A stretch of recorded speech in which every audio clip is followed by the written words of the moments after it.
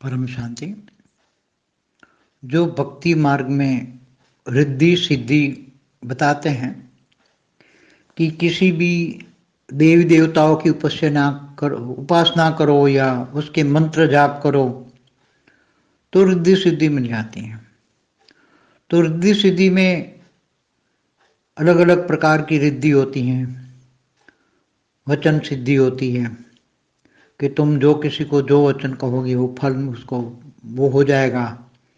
तुम बड़ा रूप धारण कर सकते हो, छोटा रूप धारण कर सकते हो, तुम एक जगह से दूसरी जगह जा सकते हो।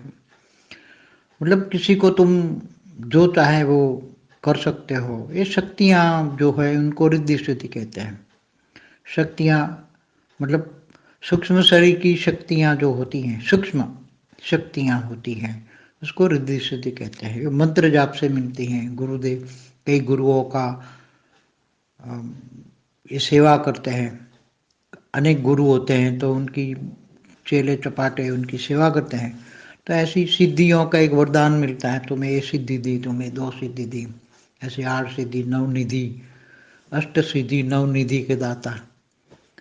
मगर जो भक्ति मार्ग में भी जो ब्रह्म स्वरूप बनना चाहता है वो इनको ये रिद्धि सिद्धि नहीं पकड़ सकते, क्योंकि रिद्धि सिद्धि तो तुम्हें पकड़ के यहाँ ही रखेगी और रिद्धि सिद्धि के आधार पर तुम कर्म बंधन में आओगे, उल्टे काम करोगे। जब रिद्धि सिद्धि मिल जाती, एक भी रिद्धि मिल जाए, एक भी सिद्धि मिल जाए तो उसी रिद्धि सिद्धि के आधार से उल्टे कर्म करोगे, उससे पैसा कमाओगे, इससे मान सिद्धि प्राप्त करोगे और ये सब सारी शक्तियाँ धीरे धीरे खत्म हो जाती हैं और फिर साधारण मनुष्य बन जाते हैं। इसलिए रिद्धि सिद्धि में जो ब्रह्म स्वरूप को पाना चाहते हैं, भक्ति मार्ग में भी जो ब्रह्म की उपासना करते हैं वो रिद्धि सिद्धियों में नहीं फंसते। रिद्धि सिद्धि तो आसपास उसके पास घूमती रहती हैं।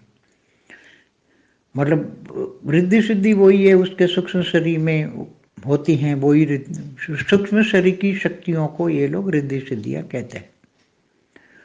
तो ब्रह्म स्वरूप वाली आत्माएं रिद्धि सिद्धि में नहीं फंसती, और जो रिद्धि सिद्धि में फंस गया वो इधर मनुष्य धीरे धीरे वो मनुष्य रिद्धि सिद्धियों के ताकत पर अपना मान शान बढ़ाता है, पैसा बढ़ाता है और फिर धीरे धीरे सादा मनुष्य बन के अन्य कर्म बंधन में आके फिर भूत प्रेत योनि में चला जाता है।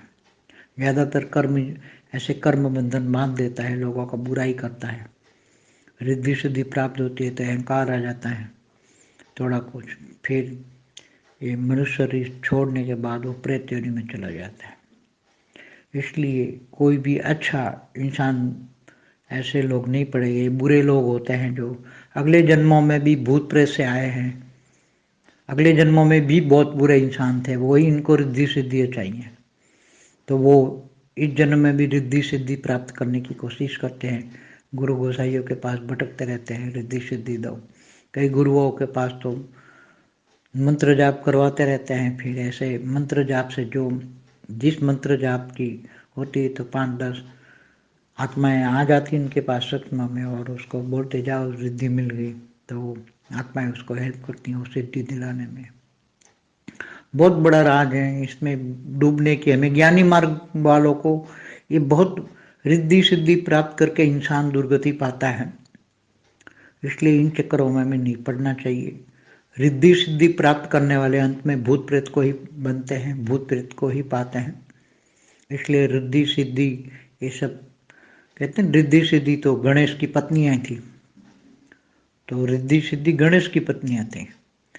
तो ये सब आप जानते हो, ज्ञानी हो। तो ये हद के चक्करों में, हद की रिद्धि सिद्धियों में हद की सिद्धि होती है, हद की रिद्धि सिद्धि होती है। कोई ऊपर में बेहद में ब्रह्म स्वरूप में या परमधाम में रिद्धि सिद्धि काम नहीं आती। रिद्धि सिद्धि या धरती लोक पे काम आती है, वो लोगों को ठगने में काम आती है। रिद्धि सिद्धि वाले ठगते हैं, इसलिए उसमें नहीं पढ़ना चाहिए। हमें इसमें सोचना भी नहीं चाहिए, इसमें पढ़ना भी नहीं चाहिए। कोई दे तो भी तक तू रख तेरे पास, हमें इसकी जरूरत नहीं। हमें डायरेक्ट आत्मस्वरूप बनना है, आत्मज्ञान बनना है, आत्मस्वरूप की अनुभूति करना है। आत्मिक में इतनी शक्तियाँ हैं, आत्मा में बेहद की आत्मा के पास बेहद की कला का ब्रह्मांड की शक्ति हैं, तो उनके पास कितनी शक्तियाँ होंगी आप सोचो। बेहद की आत्माओं के पास बेहद की कला के ब्रह्मांड के सर्जन करने की शक्ति है। तो बेहद की कला का कितना पावर होता है, वो पावर को अपनी शक्तियों को उजागर करो ना। ऑलमाइटी अथॉरिटी बेहद बेहद के परमपिता से तुम कनेक्शन जोड़ के यही तुम अपनी शक्तियों को उजागर करो, परम शक्तियों को उजागर करो, परम कला की शक्तियों को उजागर करो, जिससे तुम सारे संसार का भी उद्धार कर पाओगे। इन सभी के ये सारे नर्क, सारी मृत्यु लोक नर्क, ये सब पूरा ब्रह्मांड महाब्रह्मांड मल्टीवर्स को भी बदल पाओगे। ऐसी प्राप्ति कर, परम प्राप्ति करने वाले ऐसे चक्रों में नहीं पड़ते। हनुमान जी के लिए कहते हैं अष्ट सिद्धि के दाता नवनिधि के दाता।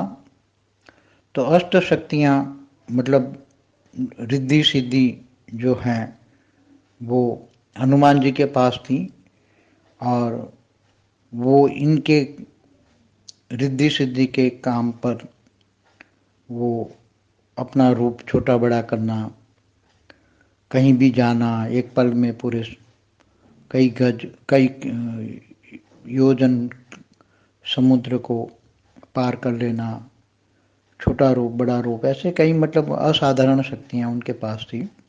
रुद्र अवतार थे, उनके अवतार के पास था। मगर ऐसी शक्तियाँ मनुष्यों को पास रिद्धि सिद्धि वाली शक्तियाँ नहीं मिलती।